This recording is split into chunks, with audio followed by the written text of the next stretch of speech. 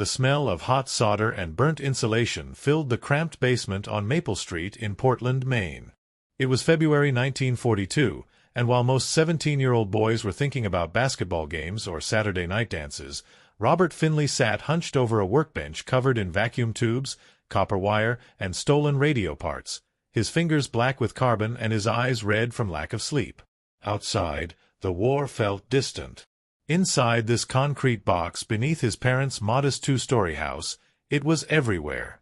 Robert twisted a dial on his homemade receiver and heard it again, that strange rhythmic pulse, short and mechanical, coming from somewhere out in the Atlantic darkness.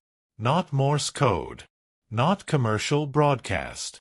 Something else. Something urgent.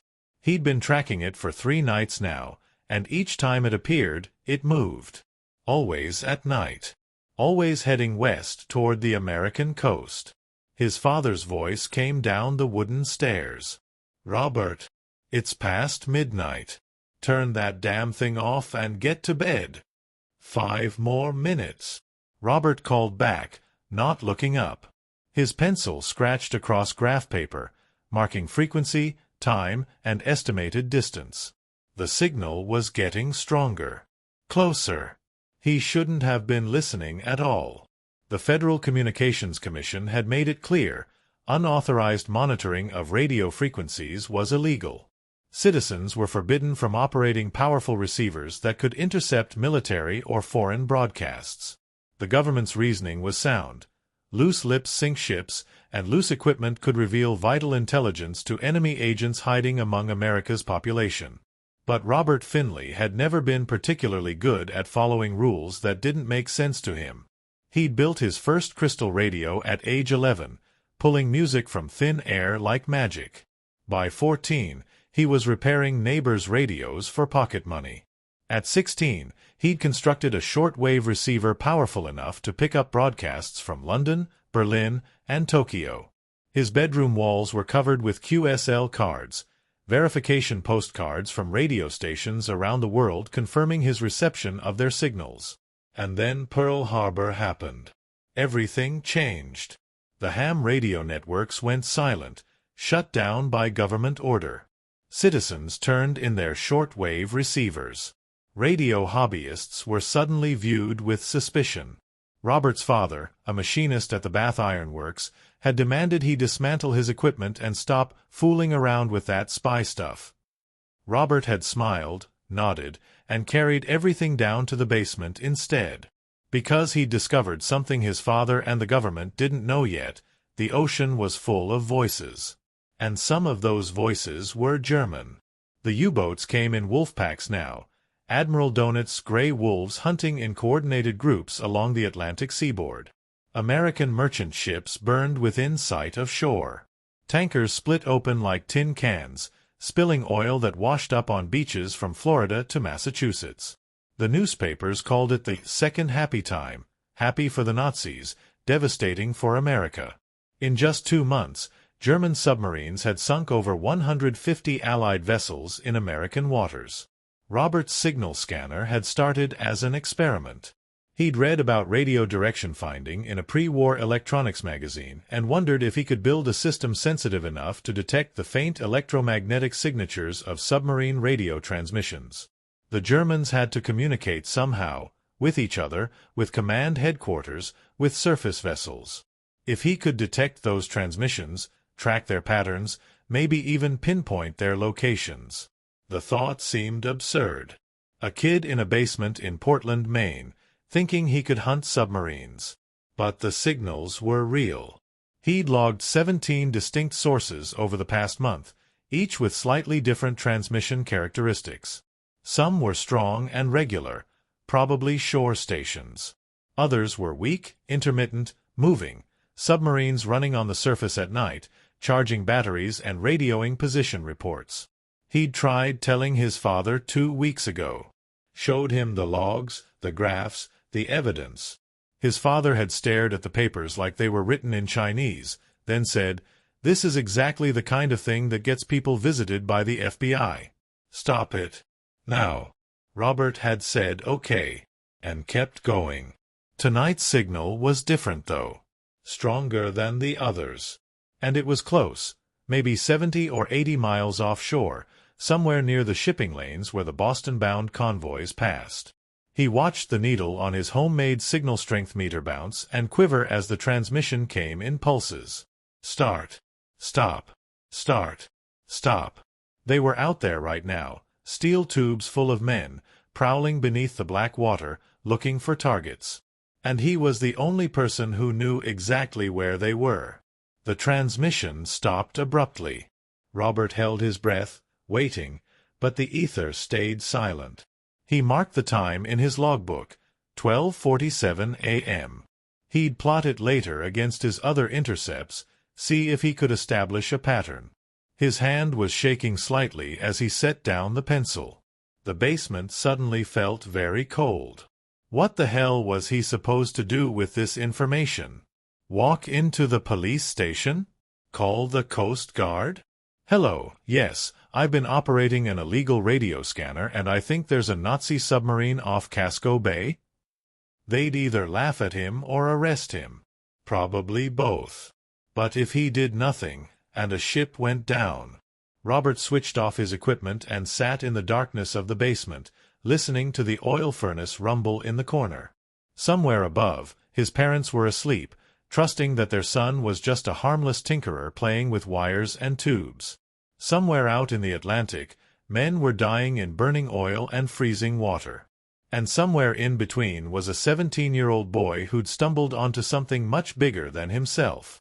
He thought about his brother James, 22, somewhere in the Pacific aboard the USS Enterprise. He thought about the merchant sailors, men his father's age, going down with their ships in sight of home. He thought about the weight of secrets and the cost of silence. Robert Finley climbed the basement stairs, turned off the light, and decided that tomorrow, one way or another, he was going to make someone listen, even if it meant breaking every rule they had. Lieutenant Commander James Harrington of the United States Navy Reserve hated Monday mornings at the 1st Naval District Headquarters in Boston, and this particular Monday morning in late February 1942 was shaping up to be worse than most. His desk was buried under requisition forms, patrol reports, and intelligence summaries that all said the same thing in different ways. The Germans were winning, and nobody knew how to stop them. The convoy system wasn't working. The merchant ships weren't fast enough. The escorts weren't numerous enough. The submarine detection equipment, mostly relics from the last war, wasn't sensitive enough. And the U-boats kept coming, slipping through every defense, vanishing after each kill like ghosts made of steel. Harrington was 41, too old for sea duty according to the brass, too experienced to waste on paperwork according to himself. He'd served on destroyers in the First War, hunting U-boats in the North Atlantic with primitive hydrophones and pure luck. Now he was stuck behind a desk, shuffling papers while younger men went out and died because nobody could figure out where the goddamn submarines were. The phone on his desk rang. He picked it up without looking. Harrington. Sir, there's a situation at the front desk. The voice belonged to Petty Officer Reynolds, the duty clerk, and he sounded uncomfortable. Civilian. Kid, actually. Says he has intelligence regarding enemy submarine positions. Harrington closed his eyes and counted to 5. Every week, at least 3 people walked through the door claiming to have spotted submarines, periscopes, or secret Nazi signals. Last month, an elderly woman had reported seeing a U-boat commander buying groceries in Quincy. The month before, a drunk fisherman swore he'd seen a submarine surface long enough for the crew to steal his catch. Tell him we appreciate his patriotism and send him home. I tried that, sir. He's persistent. Says he's been tracking radio signals. Has logbooks, graphs, technical specifications. Frankly, sir, some of it looks fairly sophisticated for a crank. How old is this kid? 17, sir. Name's Robert Finley. From Portland. Harrington rubbed his temples. A 17-year-old from Portland with logbooks about radio signals. Probably read too many pulp magazines and thought he was Dick Tracy. But Reynolds was a good judge of character, and if he'd bothered to call upstairs, send him up. But Reynolds? Stay close. If he's actually nuts, get him out quickly.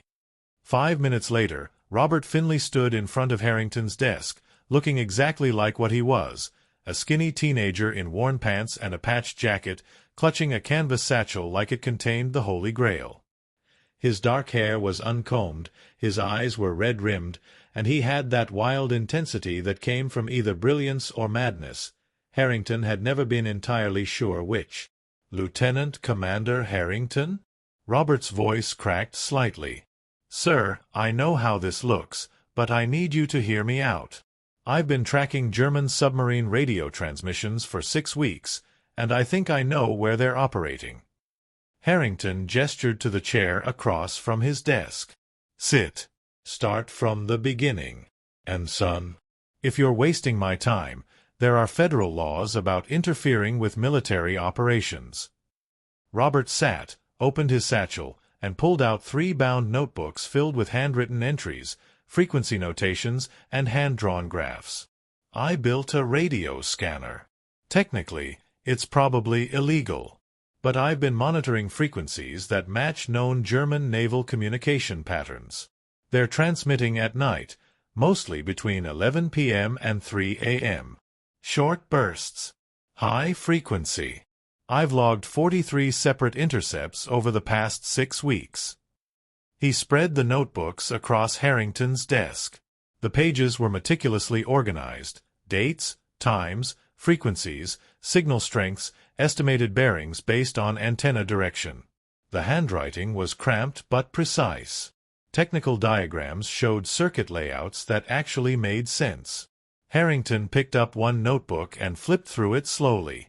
This wasn't the work of a crank.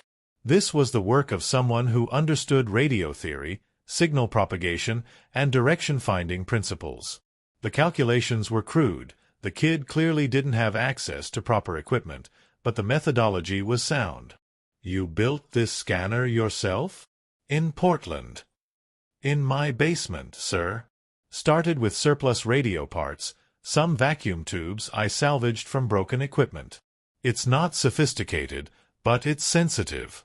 I can detect transmissions up to about 200 miles offshore, depending on atmospheric conditions." Harrington set down the notebook and studied the kid. Robert met his gaze without flinching, but his hands were gripping the arms of the chair hard enough to make his knuckles white. "You understand that intercepting radio transmissions without authorization is a federal crime?" "Yes, sir." "You understand that if you're wrong about this, you could face prosecution?" "Yes, sir." "And you came here anyway?" Robert leaned forward slightly.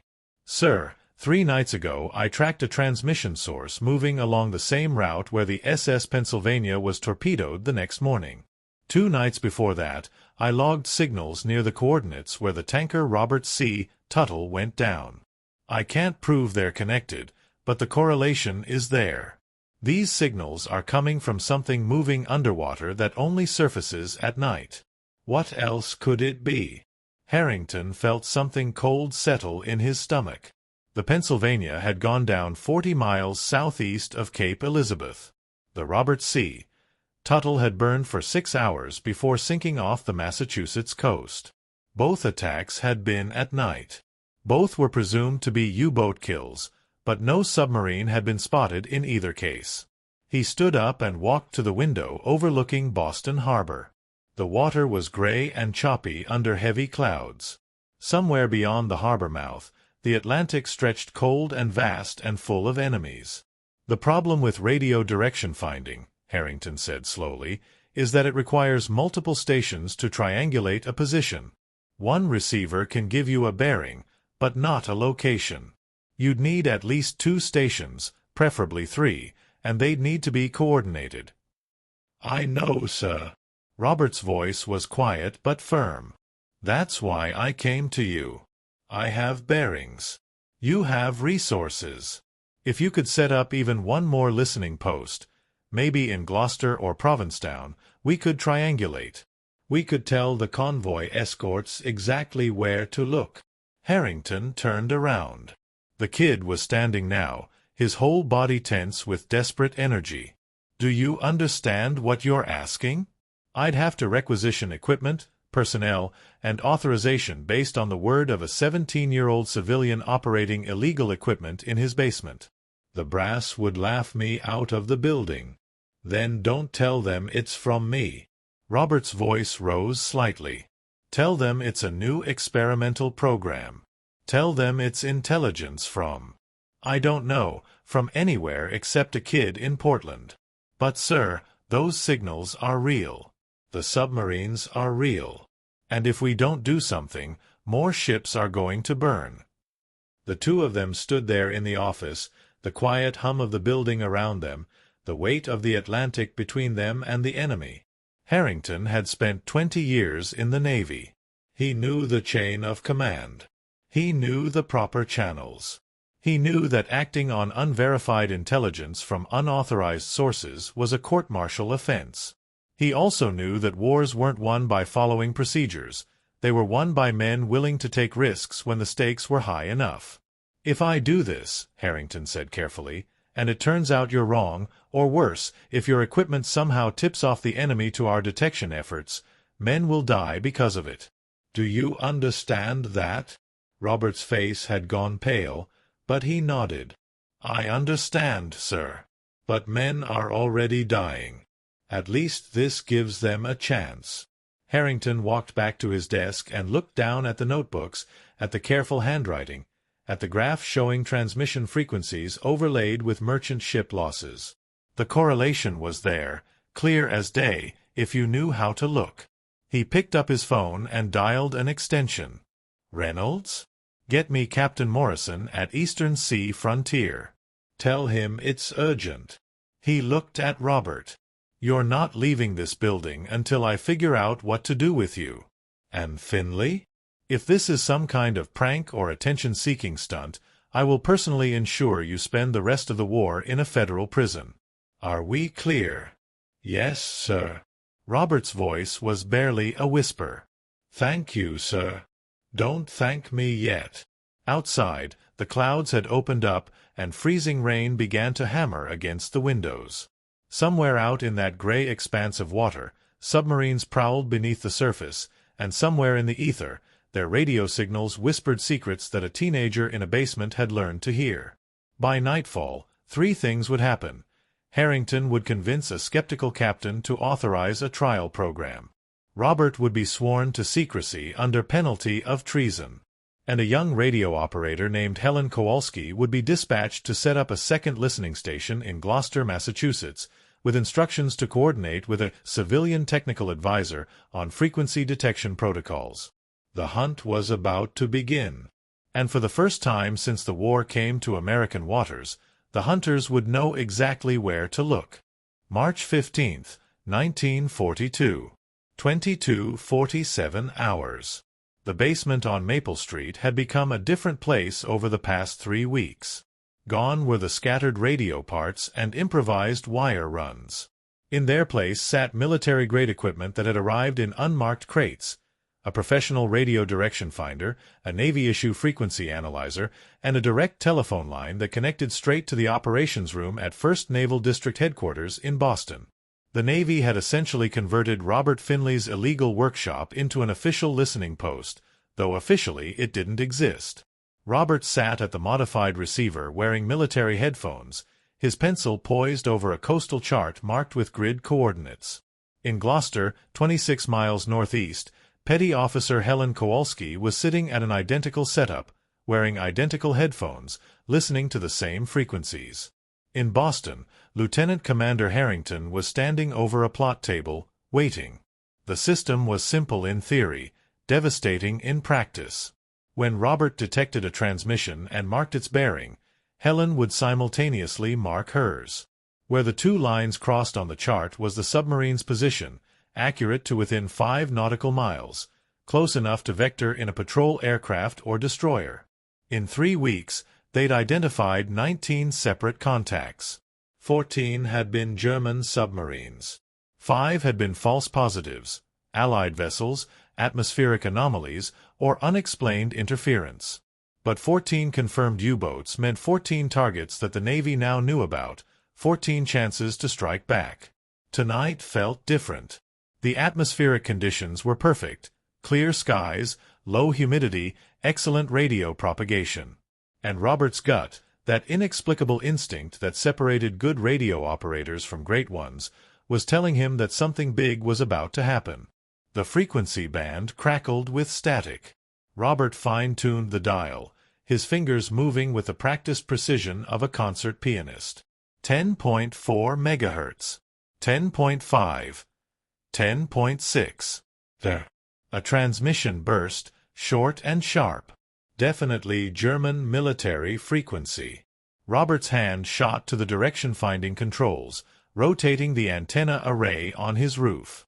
The signal peaked at 127 degrees, southeast, somewhere out past Cape Ann. He grabbed the direct phone line. Boston, this is Portland. Contact bearing 127 degrees. Signal strength 8. Duration approximately 12 seconds. Harrington's voice came back immediately.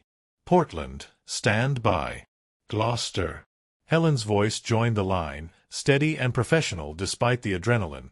Boston, Gloucester has the contact. Bearing 045 degrees.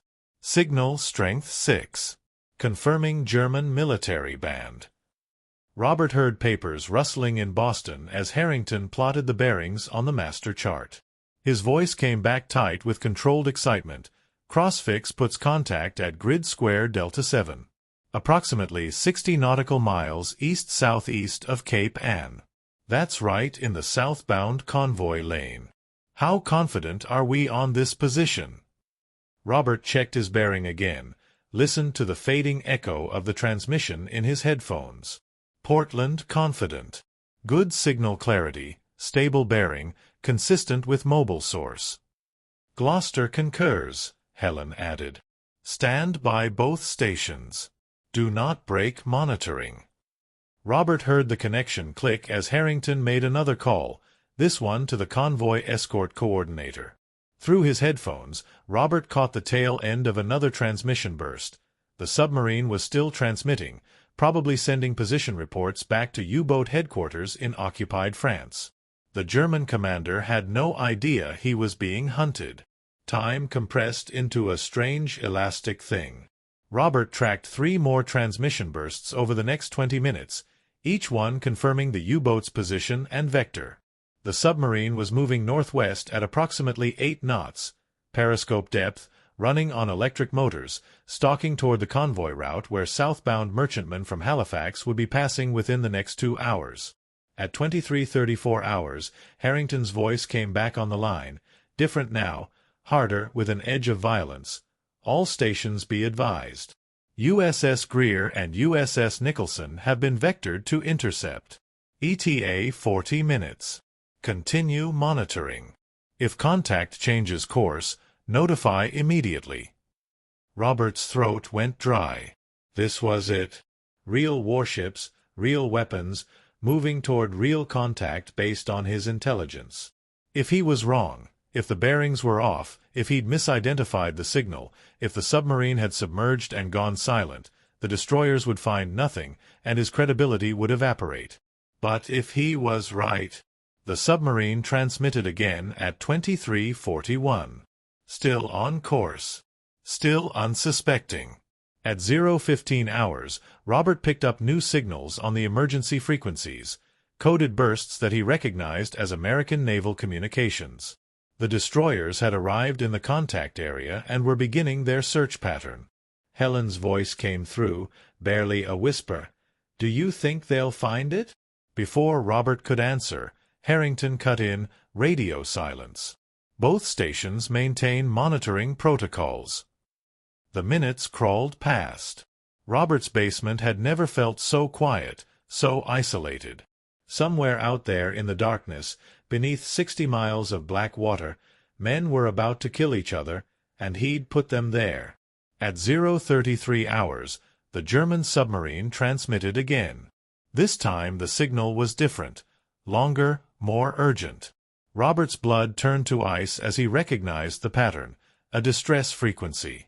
The submarine had detected something. The hunters had become the hunted. Boston, Portland. Contact has changed behavior. Emergency transmission on. The signal cut off mid-burst. For 30 seconds, there was nothing but static and the sound of Robert's own heartbeat pounding in his ears. Then the phone line crackled and Harrington's voice came through, rough with something between triumph and horror. All stations, Greer reports successful depth charge attack. Sonar contact lost. Large oil slick and debris field surfacing. Probable kill. Robert's hands were shaking. Helen was saying something, her voice high and strained, but Robert couldn't process the words. He stared at the silent receiver, at the frequency readouts, at the bearing notation he'd written just minutes before. A probable kill.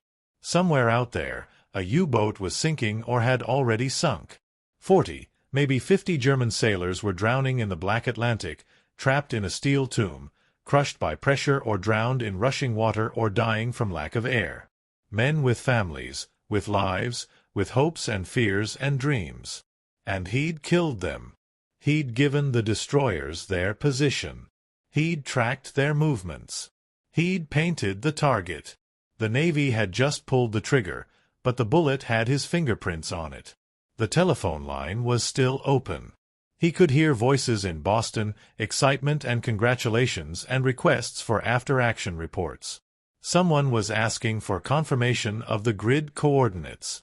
Someone else was already plotting the next patrol area. Robert took off the headphones with numb fingers and set them on the desk. The basement felt too small, too hot, the walls pressing in. He stood up slowly, his legs unsteady, and walked to the bottom of the stairs. His father was standing there in his robe, arms crossed, face unreadable. How long had he been there? What had he heard?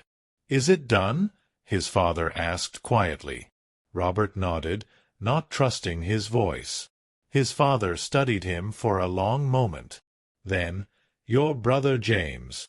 You remember what he said before he shipped out?" Robert shook his head. "He said war is about choosing who lives. Not whether people die, that's already decided, but which people. Us or them. Our boys or theirs." His father's voice was hard but not unkind. "You just saved American sailors, Robert. Maybe dozens of them. Maybe hundreds. You remember that." But Robert was remembering something else, the moment when that German signal went silent. The moment when 40 men stopped breathing. The telephone rang. Harrington's voice. "Finley? You still there?" Robert climbed back down the stairs and picked up the phone. "Yes, sir. I'm here. Good work tonight. Damn good work. The captain wants to brief the admiral in the morning. This proves the concept. We can hunt these bastards. We can find them before they find us." "Yes, sir." "Get some rest. We'll need you on station again tomorrow night. We're picking up increased U-boat radio traffic along the coast. Looks like they're massing for another attack on the Halifax convoys. Your intercepts might be the only warning we get." "Understood, sir." Harrington paused. "Finley? This is important work. The most important work. You understand that, right?" "Yes, sir. I understand." The line went dead. Robert hung up the phone and sat alone in the basement, surrounded by equipment that could hear voices from across the ocean, surrounded by charts showing where men had died and where men had been saved. Outside, morning was still 3 hours away. Outside, the war was continuing whether he was ready or not.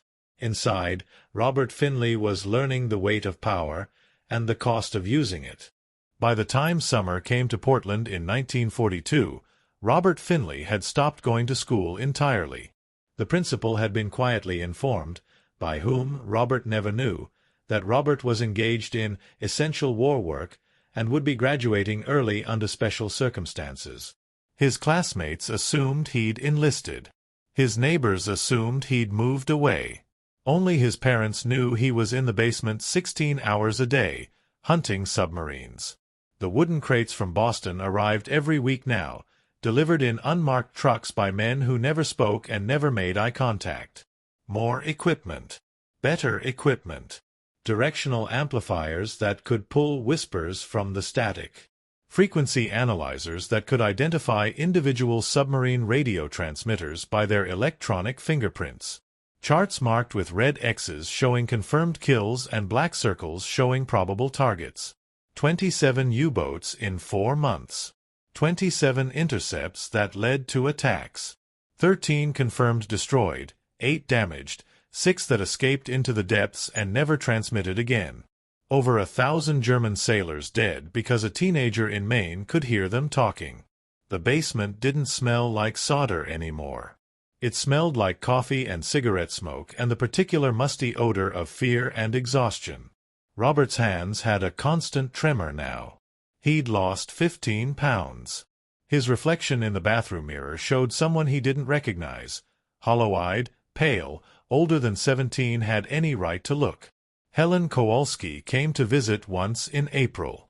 The Navy had sent her on authorized leave, which really meant they wanted the 2 key operators to compare notes and cross-train on procedures. She stood in the basement doorway looking at the equipment, at the maps, at Robert, and her expression was something between admiration and horror. "They're calling us miracle workers in Boston," she said quietly.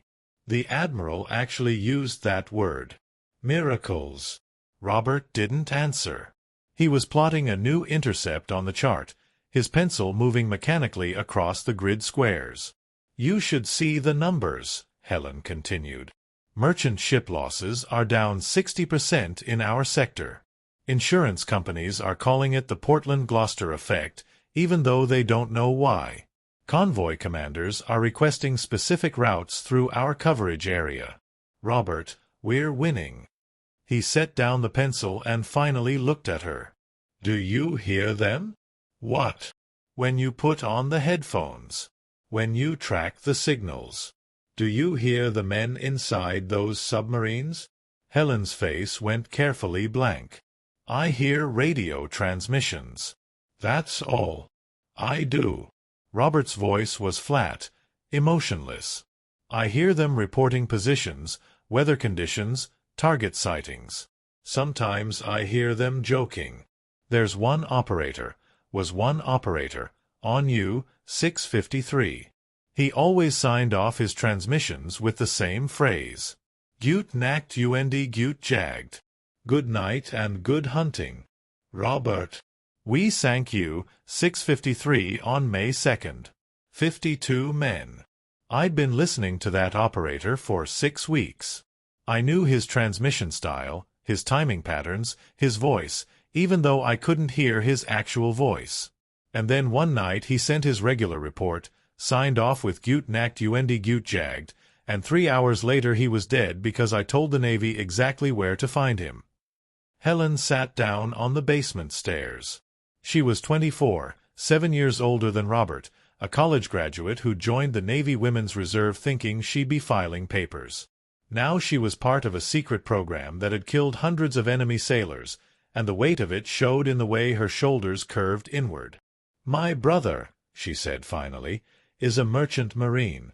He's out there right now, somewhere in the Atlantic, carrying fuel oil to Britain. Every ship that we save by sinking those U-boats might be his ship. Every convoy that makes it through might be his convoy."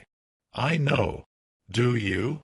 "Because the way you're talking, it sounds like you've forgotten why we're doing this." Robert walked to the receiver and touched the cold metal casing. "I haven't forgotten. I thought it would feel different. I thought hunting submarines would feel like justice or protection or something noble. But it just feels like murder. Efficient, systematic murder that I'm very good at. It's not murder if they're trying to kill us first." "Isn't it?" The silence stretched between them, heavy with questions that neither of them could answer. Helen stood up and walked to the door, then paused. "The Navy is planning to expand the program. 5 more listening posts along the coast. They want to standardize your equipment designs, train more operators. They're calling it Operation Hydra. They want you to, be part of it. More posts means more intercepts. More intercepts means more kills. It also means more American sailors who come home alive. Robert nodded slowly, not looking at her. Tell them I'll do it. Send the equipment specifications. I'll write up the training protocols. Helen studied him for a long moment. You're 17 years old. You should be worrying about prom and college applications, not designing submarine detection networks. Yeah, I should be. Robert's laugh was bitter and tired. But I built a radio scanner that was too good at what it did, and now I can't unbuild it. The U-boats are still out there. The war is still happening. And if I stop, if I just walk away, how many ships burn because I wasn't listening? That's not your responsibility, isn't it? I can hear them, Helen. Nobody else can hear them like I can. What kind of person would I be if I just turned it off? There was no answer to that, and they both knew it. Helen left that afternoon, drove back to Gloucester in her Navy staff car, and Robert never saw her again. He heard later that she'd requested transfer to a different duty station, something about operational stress, and recommended reassignment. The Navy sent a replacement operator to Gloucester, someone who didn't know Robert personally, someone who could treat the intercepts as just numbers on a chart. Operation Hydra expanded through the summer and fall of 1942. Listening posts from Maine to Virginia, all using Robert's designs, all following his protocols, all feeding intercepts to a central coordination center in Washington. The U-boats kept coming, but now they were being hunted with precision that bordered on precognition. German Naval Command couldn't understand it. Their submarines were being attacked at the exact moment they surfaced to transmit, as if the Americans could read minds. What they didn't know was that a teenage boy in Portland could hear whispers across 400 miles of ocean.